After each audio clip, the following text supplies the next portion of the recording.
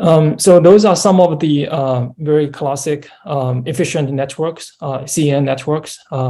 So they are widely used in a lot of mobile applications. So if you have some applications that require or can only deploy these lightweight or efficient network, so those are maybe some of the very good candidates you can consider, okay? And now let's look at another type of strategy to do the efficient network, right? So that's the network pruning, okay? So basically the idea is that we want to remove some of the neurons, right, in the network. Maybe they are not significant, they don't contribute a lot in terms of the performance, or maybe some of the neurons are just doing some redundant work, right? We don't necessarily need them, okay? So the one basic, the metric or rule of thumb is that we can remove the weights that contribute not much to the network, right? So we have the weights close to zero, right? That does not contribute too much to the network. So we can remove these weights has a smaller magnitude, right? And once we remove these neurons, right, we get a network maybe look like this, right? Originally, we have these network, we specify all these different neurons at different hidden layers, right? After pruning using this kind of weight magnitude, we have a reduced network, right? And if we just directly apply this network, this may not be a good idea because we are remove a lot of neurons and disable a lot of connections, right? The performance may drop a lot. So to regain that accuracy, typically we need to retrain the network, right? Once the network is pruned, we, using the training data set to retrain this sparse network. And we then using this retrained network to do some of the inference. And usually this pruning process you don't necessarily need to done like one time. You can do this in an iterative fashion, right? So let's say the goal is we want to prune the network by 50%, right? You don't have to do this by one shot, right? Do this pruning once, you reduce the network by 50%. You can actually do this by steps, right? You can do this in an iterative fashion, right? Every time you can reduce the network by maybe 5%, right? You reduce 5%, retrain the network to gain accuracy, and then you repeat, right? Then you put the next 5% until you reach the target, right? Which you want to achieve like a 50% of the network. So that's the typical process for the network pruning, okay? And because here we are doing this kind of, pruning at the neuron level, right? So we can remove individual neurons, right? So we consider this is unstructured pruning, right? We prune individual parameters, right? So this will result some of the sparse network is very irregular, right? So maybe, this layer you have, remove a lot, and this layer maybe you don't remove a lot, right? This maybe 80% some of the neurons has been removed, and this layer maybe only have like 50% has been removed, right? So you end up with a sparse network that is not regular. But the disadvantage of this this kind of sparse network is that it cannot leverage some of the modern libraries and hardwares, right? Usually they are highly parallel, right? If you have this kind of irregular, unstructured network, they are not able to leverage the design of the hardware, right? Because a lot of hardware unit, right, FPGA, they have this highly parallel those computing unit, right? But this kind of sparse network kind of destroy those kind of structure, so they are not able to leverage the efficiency of the hardware, okay? So to address this issue, right, so people have another way to do the pruning. So that's called the structured pruning, right? So for the structured pruning, we'll consider parameters in groups, right? Instead of removing a single neuron, they remove the entire filter or channel or maybe entire layer, right? So not just individually. You can remove entire channel, or you can remove an entire layer of the network, right? So in this case, you have you still resulting a network is much structured, right? You are not end up with different, very sparse network, right, from different channels and from different layers. Okay, so this is called the structured pruning. And here, this shows some of the result taken from this paper, right, doing this kind of network pruning. And they are testing these original network, right, the VGG and the baseline indicating the original unpruned original network, right? And this is the pruned network, right? How much percentage has been pruned? So here, there's 70% or 40%, right? And we can evaluate in terms of different metric, right? One is the testing error. Okay, so that's the error percentage. Okay, and we also the number of parameters and the number of compute, right? The floating point operations. So if we look at the number of parameters, right? So the pruned network only has 2.3 million, right? So that is we prune like 88.5% of the total of the entire network, right? And if we look at the testing error, right, so they actually kind of enhance the performance, right? We do not necessarily reduce the performance because we retrain to gain the accuracy, and we are able to achieve very similar test error. Okay, we can also compute, right, how many computing cost has been reduced, right? So here, by doing this kind of 7% of pruning, right, the number of compute reduced by 51%. Okay. So they do this for the CFAR 100 data set as well, right? So these are some of the evaluation metric they are used in terms of number of parameters and the number of compute and the test error. Okay. So if you're interested in know more about the network pruning, so here is kind of like a survey or review paper trying to summarize the state of the art of the neural network. So you can check this paper to get some of the latest work in terms of network pruning. Okay. So next, let's talk about another strategy to achieve computation and memory efficiency. So that's the network quantization. Okay. So as I mentioned earlier, right? So usually when we deploy the neural network, we leverage the full machine precision, right? Usually the 32-bit floating point operation precision, right? But we can reduce that precision, right? We may go to a lower bit resolution, right? Maybe 8-bit, 16-bit, or 4-bit, right? We can reduce that precision to dramatically reduce the memory footprint and also the computation. And later we'll also, promote the energy efficiency, right? Because we're able to, incur less compute, right? That's a lot of maybe energy saving. Okay. For the network quantization, there's typically two categories. So one is the quantization aware training, and the other is the post-training quantization. So for quantization aware training is that we have a pre-trained model. So this is full precision, okay? A network, full precision 32-bit. And we want to quantize this network into a lower bit resolution, right? So maybe 8-bit, okay? So that's the typical quantization level. And we have a training data, right? So basically this training data is used to regain or to recover the accuracy, right? Because we are reduced the precision. So this inevitably will cause the accuracy or performance drop, right?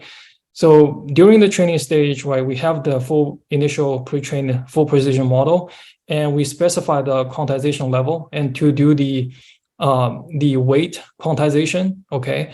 After we do the quantization, then we do the retraining, right? Using the training data, trying to recover the accuracy, right? To get the accuracy as close as possible to the original full precision model, okay?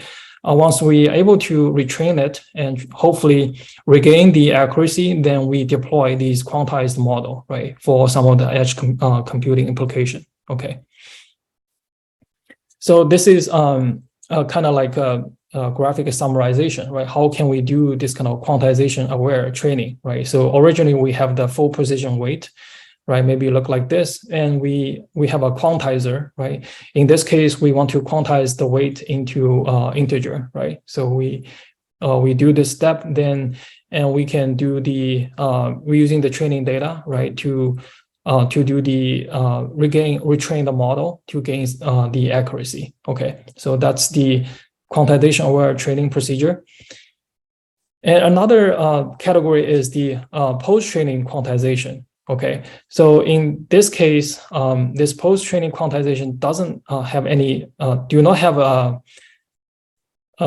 retraining step. Okay, so basically we have a full precision pre-trained model. Okay, and we do have a small set of calibration data. Okay, so the purpose of the calibration data is trying to figure out what is the range we want to do the quantization. Okay, so basically what we can do is we can feed this data to this pre-trained full precision model and to kind of record the range of the weights, right? What's the minimum, what's the maximum, okay? So we can record the range of the weights. Then we can using this range to figure out, right, what is the quantization level or range, right? Then we can specify, okay, based on the range I have generated by this a small set of calibration data, maybe I should quantize to maybe 6-bit, okay?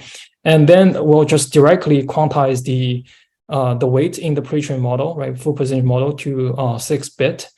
And then using this quantized model for the deployment or inference, right? So there's no retraining. So we are assuming this is the final model, okay? And we will apply this quantized model for inference, okay?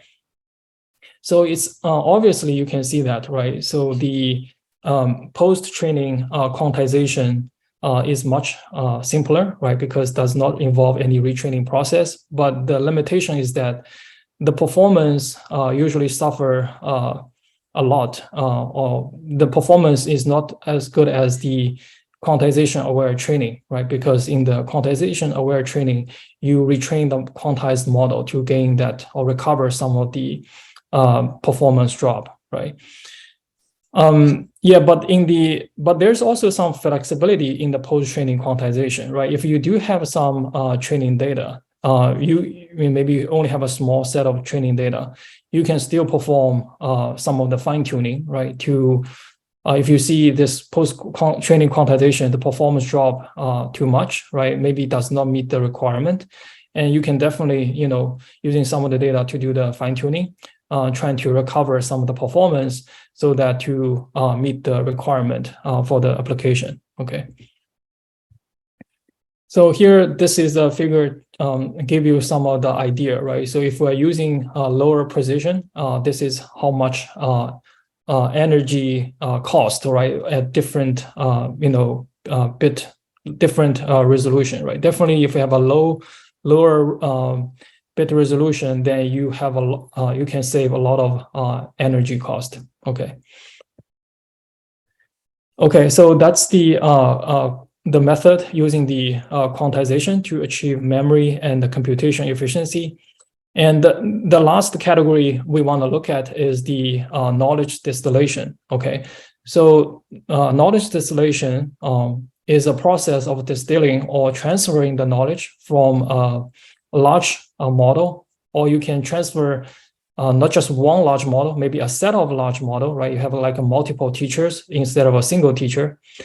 And you want to transfer the knowledge from these teachers to a student, which is much lighter, easier to deploy on the resource limited device, right? And the goal is we want to maybe maintain the similar accuracy or performance, but still enjoy this kind of computation or memory efficiency because of the lightweight or smaller network architecture. Okay. So this is basically like a illustration, right? So this is the teacher network. This is a heavy network, right? And pre-trained on the large scale data set. And this is a student model, right? Very small, lightweight network.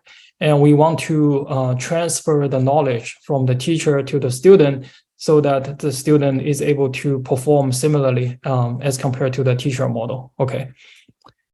So how do we achieve this, right? How do we transfer the knowledge from the teacher to student? So there's a couple of ways, depending on what kind of, features you want to mimic, right?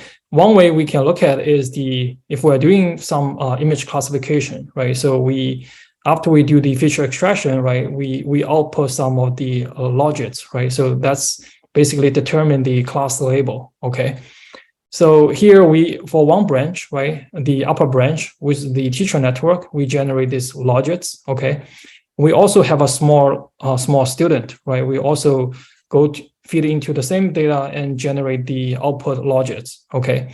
And now the idea is that we want the student output to be as close as possible to the teacher, right? If the output is going to be very close to the teacher, which means the performance can be very similar to the teacher, right? To achieve this goal, we can using this KL divergence loss, right? Basically, this is a distribution, right? This output probability of different categories, classes. This is one distribution, and this is another distribution from the student network, right? We want the distribution to be as close as possible, right? So we can using this KL divergence to measure these discrepancy between these two distributions. Okay, so we can minimize this KL loss so that the student is able to mimic the behavior or the prediction of the teacher network. Okay, so in this case, when we deploy this trained student network, right? So we are able to deploy a lightweight network, but still have the performance like the heavy teacher network. Okay. So that's the logic level distillation, but we can also do maybe more complex than that, right? So we can also, given supervision, right, in the intermediate layer, right, not rather just like the last layer of the output logit, we can also using the supervision in the intermediate level, right, these feature map, right, in between.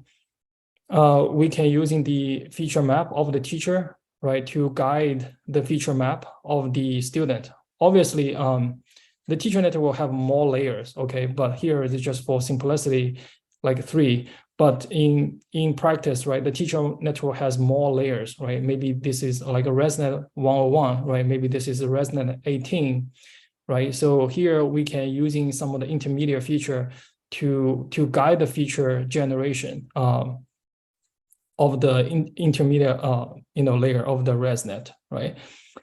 So this is like a multi-scale or multi-level supervision, right? Not just the output, but the feature map also provide some of the supervision, okay? So in this way, the knowledge transfer can be easier, right, or better. The performance of the network can be as close as possible to the teacher network, okay? And so this is the result they have from this, one I get from this survey from the knowledge distillation. And this is the result they have, right? So this is the teacher network, right? Usually this is a heavier, much heavier or larger network, right? ResNet 26. Student network is ResNet 8, right? Which is a lighter network. So if you look at the performance, right? So the teacher network has the 91.91 accuracy on CFAR 10. The student network obviously has a worse accuracy, right, 87.9. But if we do this kind of knowledge distillation, right, the knowledge distilled student network, which is ResNet 8, is able to get an improved performance, right? Here, this upper arrow indicating how much performance gain has been obtained through this knowledge distillation process, right? So for some of the KD process, right, or the pair of teacher and the student, actually some of the performance can be quite large, right? 2%, right? Almost 3%, okay? So as I mentioned earlier, right, so you don't have to necessarily restrict to a single teacher. You can even using multiple teacher, right, learn from multiple teachers so that the knowledge has been transferred maybe more robust or more generalizable, and the student can be much stronger. Okay. Okay. So we've looked at all these different types of strategies that you can achieve a very efficient or lightweight network so that it can be deployed on some of the resource limited application or platforms, right?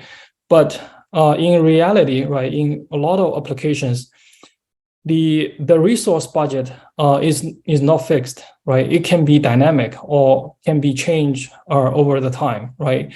For example, if you are using cell phones, right? You may open multiple applications at one time, right? You have multiple applications open, right? Like the YouTube, or maybe you're also listening to, podcast. Also, you are doing text messaging, right? So you have multiple application open, and then for each individual application, right, the resource has been assigned is very limited, right? But maybe for at a certain time, right, you only have one app open, right? Then you have all the resource for that particular app. Okay. So, and also another case is the battery, right? At a certain point, right, you may have a full battery. So that's a lot of energy you can use for one particular application. But if you have a low batteries, then this may limit some of the usage or resources assigned for the application, right? So this is so the point is that we have this kind of dynamic or always changing situation in a lot of real world application, right?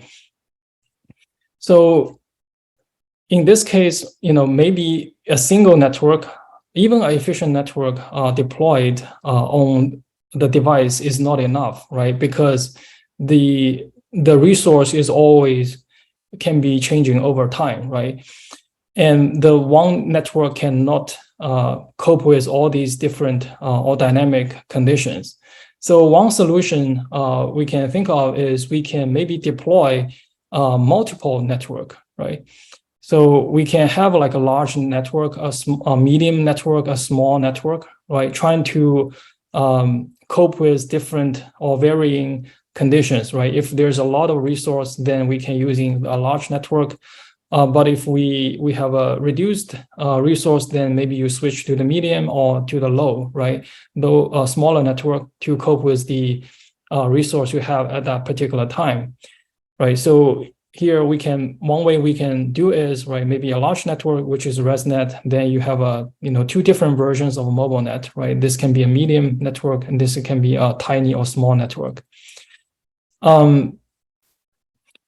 But in another case is you can not just deploy different network, right? You can also prune different ratios, right? For a full network, you can prune different ratios. This will also trying to fit a different resource budget, right? But in this case, we can easily see there's two major limitations, right? One is if we deploy many of these different architectures, right, different size of the network, it may consume more memory and storage, right? You constantly switching from one to the other, one to another, right? You have to download this new network, then do the inference. Then when you switch to another one, you have to download that network and do the inference. Or if you don't want to download it, you have to store all these network on the device, right? This will cause a lot of burden in terms of the memory and the storage. And definitely this is not scalable, right? So how many different networks can you store, right? What if I have very complicated scenario, right? The computation resource change dramatically, right? So can you store like 10 or even hundreds of different networks on this device to cope with this kind of varying resource, right? So this is definitely not a scalable solution. So this kind of inspired the researcher to think about, right? Can we design a single network that can be deployed dynamically, or this network can do this kind of dynamic inference, right? So for this one particular paper, right, this resolution adaptive network for efficient inference is they designed this kind of dynamic network. The idea is that they for a full network, right, they are able to generate a couple of subnetworks, right? They basically look at the depth dimension, right? So the subnetwork can be a shallower network, right? Let's say the original network has 50 layers, right? The subnetwork can be considered its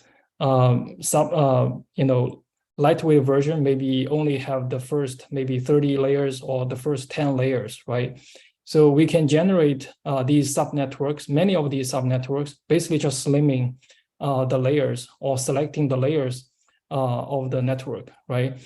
And we are also considering the input characteristics, right? So here, for some of the easy samples, right? If you look at this one, right, this object is very large and in the center of this image, right? So some of the features are very dominant or very clear, right? So this can be considered an easy sample, right? Do we really need to deploy a large network, a deep network to achieve, high confident prediction? Not necessary, right? We may get a very confident prediction even using a couple of shallow layers, right? Maybe the first 5 or 10 layers, that's enough. Based on that feature, we are able to get a quick, accurate prediction, right? In this case, we can using a smaller this subnetwork to do the prediction. But for some of the hard samples, right? In this case, this our image, object is presented in this image, but very small, right? Because of the the distance captured, right? So this is a very difficult case as compared to this one. Then maybe we need to have a deeper network, right, to get more fine-grained features to get a more confident prediction, right? So in this way, they develop this kind of early, like a multi-pass network, right? So if you have an easy sample, then you can, kind of exit early, right? You don't have to go through all the layers till the end. You can exit early and generate, decent or highly confident prediction. But if you have a harder sample, right, then you should go through later layers, maybe till the end, so that the confident in the prediction can have a high confidence. Okay. Similar idea applied in or proposed in this network. So they are doing this dynamic network quantization for efficient video inference, right? So in the traditional network for image or this video recognition, right, they all using these 32-bit precision to process or to generate a feature and do the prediction, right? Here they want to come up with an intelligent way to assign, proper bit to quantize each frame, right? So here they show a couple of examples, right? This is maybe this is a long jump action, right? So if you look at here, this athlete is running, right? This is actually jumping, right? This is a very important frame to make a decision. This is a long jump action, right? Because as a human, right, we just need to look at this frame. This single frame, we're able to make prediction. This is a long jump, right? So this is a very important frame, contain a lot of useful information to make a right decision. But in this video in particular, they also have some interviews, right, with the athlete after the jump.